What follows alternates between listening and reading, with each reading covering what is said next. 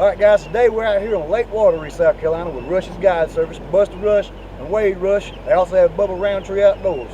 So we got an overcast day today, got plenty of rain last night, the water's up in the trees, had a problem getting on the boat, but the fish should still be biting. Stay tuned for some more Carolina Outdoors.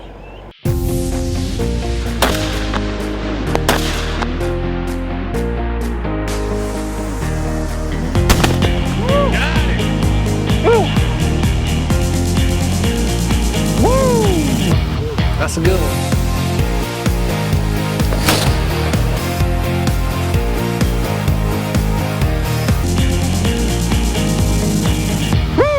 All right.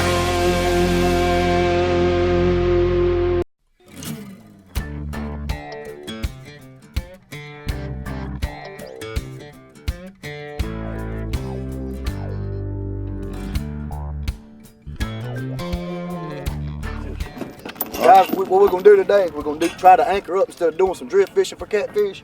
But where we at was about, we'd say probably a quarter mile from Clearwater Cove out here on Wateree. We're gonna try to target these humps for these catfish, what we're supposed to be doing right now. See, just when I tell you to, just throw it out. Yes, if you drop it straight down, this thing will go like that. Yeah. If you want to throw it out flat, and just let it out till I tell you to hold, and then wrap it around that cleat right You there. tell me when to toss. I'll do it.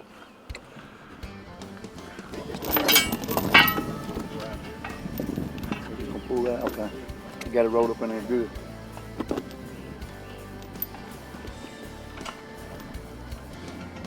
I gotta get this right on the first time too, because I want to throw this anchor a bunch of times, right? Anchor wear you out. At least you're not throwing a cast net. I know it. For the folks at home, when you throw these anchors out, make sure you ain't getting caught around your foot. Because if you do, you don't want to be swimming in 50-degree water.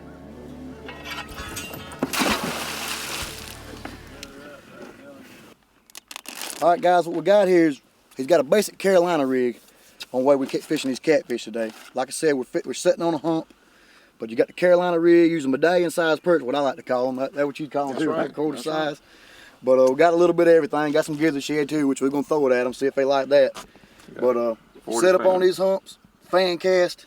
40-pound test line. 40-pound test. What's in the 40-pound leader too? Yeah, 40-pound leader too. I know a lot of people, when you'll see them set up, they use that what they call Santee rig here in South Carolina. They'll have a cork there, but that's not what we're doing today. Well, when I start drift fishing, we got the rigs in the Carolina with the cork.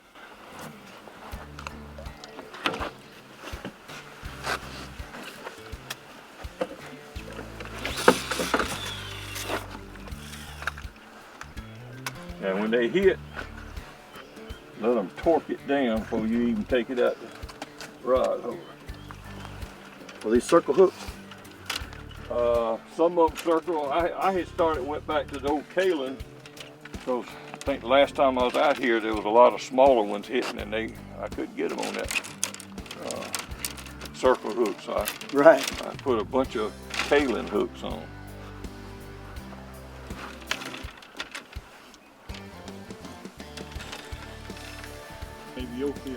All right, guys, what we're gonna do, we like to utilize this whole boat right here. And what we do is we're gonna fan cast all around and make sure we cover the whole boat in the clockwise area. Obviously, you put more hooks in front of fish, you're gonna catch more fish. So we're gonna try it right now.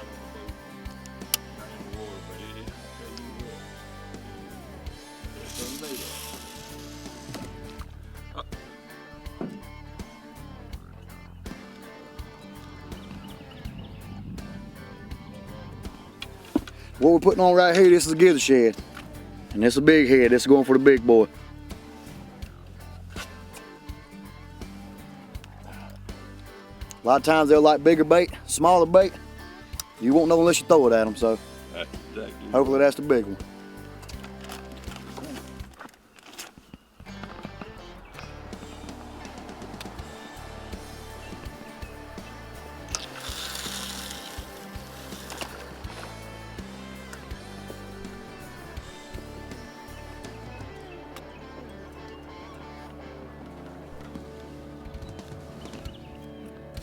All right, guys, we're going ahead and reeling the rods in. We've been sitting there probably out 30 minutes. The depth we was fishing here, Wade, what depth were we sitting in here? We was in about 12 foot. Yeah, we're sitting at 11 foot right now. Yeah. And our next target, we're gonna try to target, you reckon the same depth of water, something a little deeper? No, it's a little bit deeper. There's another hill right back there, about 200 or 300 yards, and it'll probably be about 15 foot deep. Right. Then it drops off pretty deep all around it. So kind of gonna stick with our same strategy, except try a little deeper water. I'm gonna try a little deeper water. I'm gonna fan out, and we make about 3 stops. Don't do any good. We're gonna start back trolling. All right. Well, guys, when we come back, hopefully we'll have you in some fish.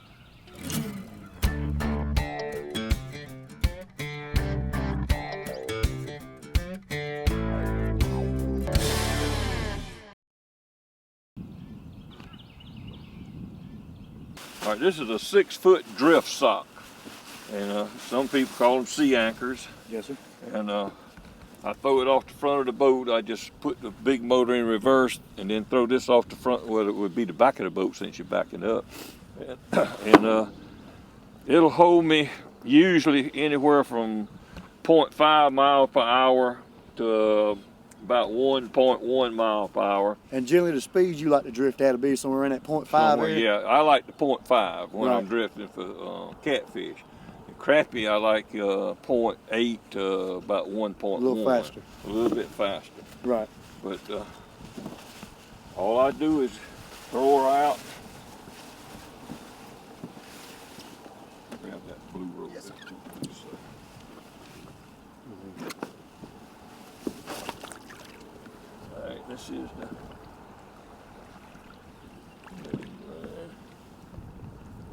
Wrap that around the cleat. Now sometimes you got to finagle with that bat to kind of get it open. Yeah, get it open, but usually, just like it's doing there, it'll unwind. Yep. And Once it catches, you'll fillet. once it catches it flares out. Basically, the reason you use this drip bag, it helps slow you down, but it also like gives it a point of anchor for you, so your boat won't swing. Right. And I'll tell you something else it does when you're crappie fishing, trolling for crappie. See all them swirls in the water there? Right. It'll make them jigs dance around. So now we got her opened up. She's open now. All right, guys, what we got here, this is what you call, well, here in South Carolina we call it basically your Santee Cooper drift rig. What you got here is you just got a lead, a flat, so it won't catch on nothing, and it lets it slide over structure, rock, whatever like that. And you got your cork. Now it kind of serves a dual purpose, I reckon you'd say. One purpose they say is for is this keeps you hooked from catching the same branch that's pulling it over, or to keep your bait off the bottom. I've also heard that. Keep your bait. They said the catfish like to have it up there in their eyes, so that's what we're looking like. Using, it looks like a, probably say a 6/0, basically a snatch hook.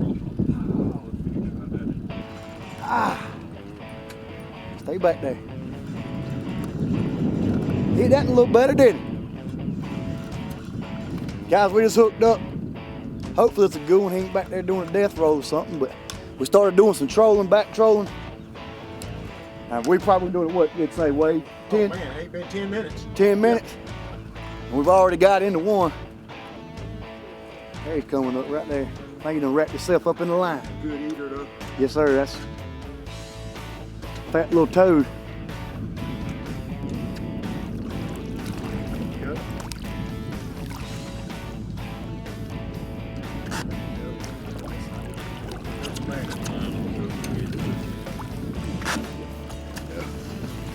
Oh yeah. Look at him. He looks slam full a little bit. That's a He nice is little fat as a toad. hog, ain't he? Hey.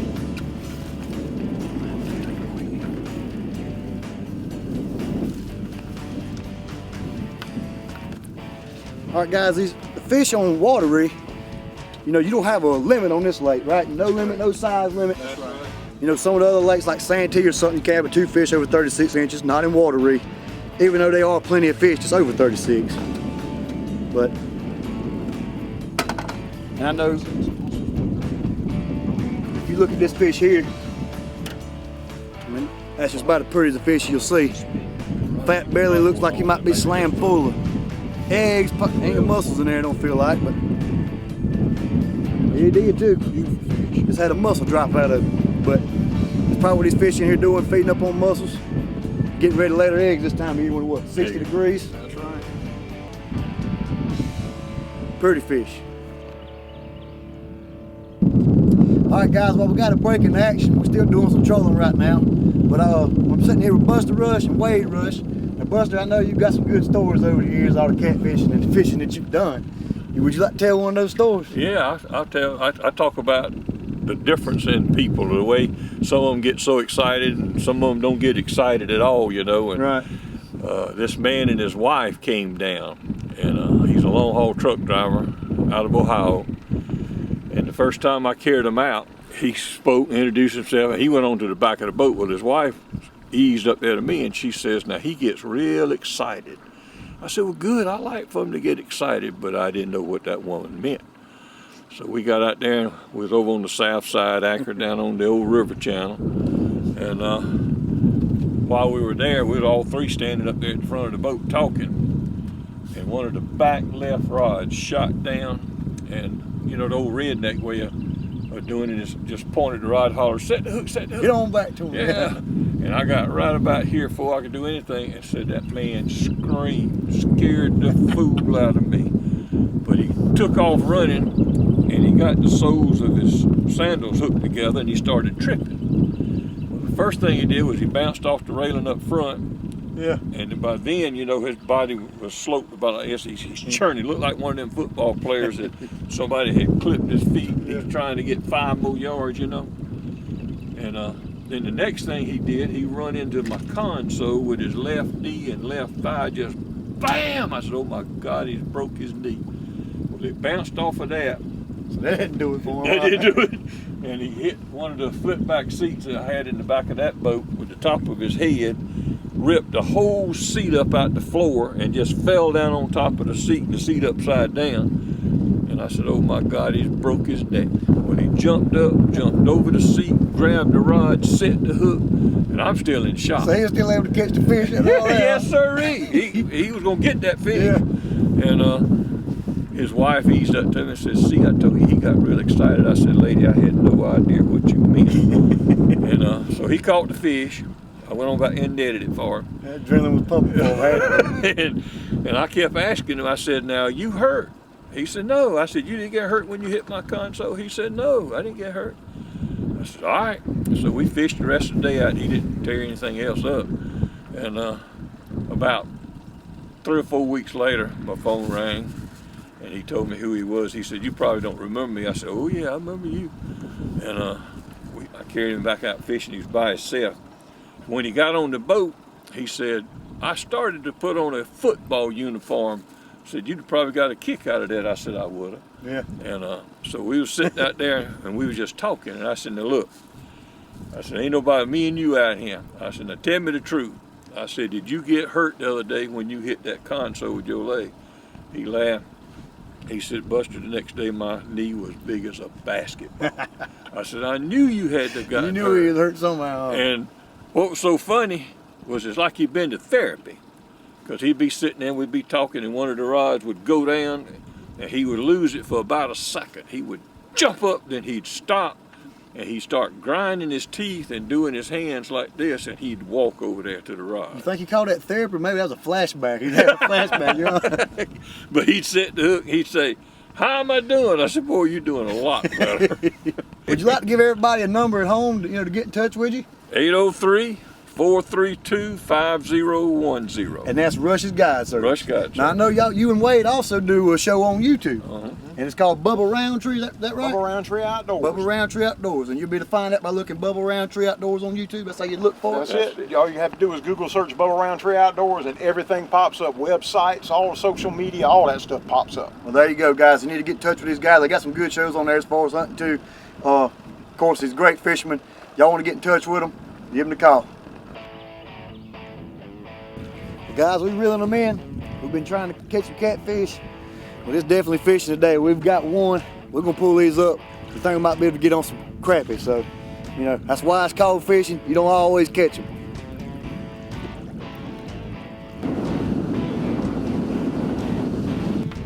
All right, Buster, how about telling us a little bit of setup we're gonna do for this crappie fishing we're about to do? All right, I got 6-pound test line. Right. I use a 16th ounce dead head, jig head, Right. and I put another 16th ounce about a foot and a half or so above it. I found Right. that that'll keep it, and if you run 0.8 to 1.0, They'll be running at 7 to 8 foot deep. So that's drift speed. Right. Okay. A little hotter than the catfishing we were doing earlier. Yeah, right, yeah. Right. And then our depth, what would we say, probably been 30 foot of water here. We're fishing humps kind of the same way. No, we're gonna go back in this cove. Right. This cove's been real good to me, and the water probably averages 15 foot back there. And Right. That's where we caught most of them. Yeah. All right. And so our jigs here, I mean, we've got several different colors. I know we was talking about this one because we called this the Carolina color for the Gamecock fan. Gamecock, yeah. That's right. And this one you called Acid Rain. That's probably the main we're gonna try to stick with off the go. Well, yeah, we'll put all kind of different colors on. Then if they in there and whatever they hit, Right. We'll go back to one then, right? All right, guys, we got a crappie on. We done changed up everything. So surely we'd get something on. Got a double hookup right here. That's what we're talking about. Yeah, that's crappie too.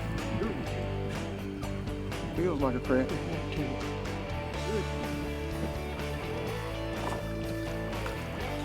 Okay. Yeah.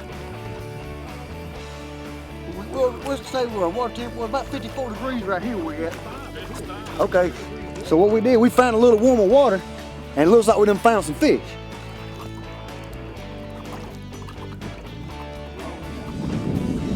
That sure is. That's a paper mouth. Look at this. Gamecock. That's the team in the ups. That's the team we pull for, right? We pull for them today. I mean, it's just fat, slam loaded with eggs. And the creel limit on these are 20 per person and 8 inches. Right. Well, I believe I got that. I believe that's 8 inches. Yeah. Good eaters right there now. Two good eaters. Good eaters. Beautiful fish. Guys, you know, these are great crappie here, Wateree. I mean, this is more indicative of the way y'all catch them. That's right. It's been slow, and then we finally doubled up with a couple of crappie. Right. I mean, well, you see, we out here today, and we got floods. You couldn't get to your boat. We had a problem getting to the boat this morning. That's right. You couldn't find any worse conditions to be out here trying to fish. Been battling the wind. It's rained on us. It's supposed to be calling for sun today. But, you know, that's more what you have to deal with. I mean, everybody deals with that. But, you know, these fish, I mean, that's two of the prettier crappie you'll find. I mean, they're just real fat, loaded with eggs. Oh, yeah, they're beautiful. Folks, I mean, you gotta get outside, because you sure can't catch them if you ain't on a boat. So you gotta get out here and catch them. You know, it's a whole lot better out here than a bad day at work. You know what I'm saying? That's right. Stay tuned for some more Carolina Outdoors.